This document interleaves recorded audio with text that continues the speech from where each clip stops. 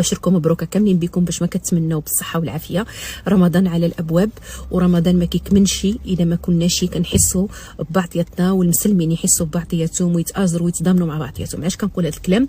الجروب الفيسبوكي اميغوس بارا سيمبري رجاء الصيدي، اختاد هدى الصيدي اللي هما صديقتين غاليتين على قلبي ونعم الناس، عاملين بداو كيجمعوا التبرعات باش نتكفلوا، كل واحد يتكفل باسره طيله الشهر الفضيل.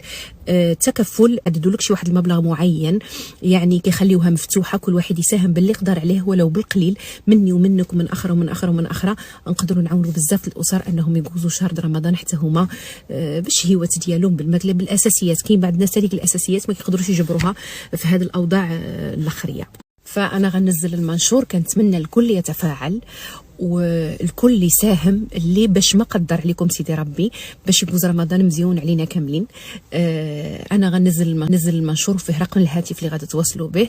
كل واحد انا كنقول لكم مني وجبت كل واحد يساهم باللي يقدر عليه، وماذا بينا الا قدرت مثلا كل واحده فينا قدرت تكفل باسره طيله الشهر الفضيل. المبلغ راه جاني ماشي كبير زعما، نقدروا نتكفلوا بعدد من الاسر، فالله يقدرنا ويقدركم على فعل الخير. وهذه مناسبه باش نشيد بالمجهودات رجاء ودهود ليكيب اللي رجاء اللي معها في المجموعه الفيسبوكيه على الاعمال الخيريه، مشرفيننا ومشرفين تطوان. الصراحه الله مع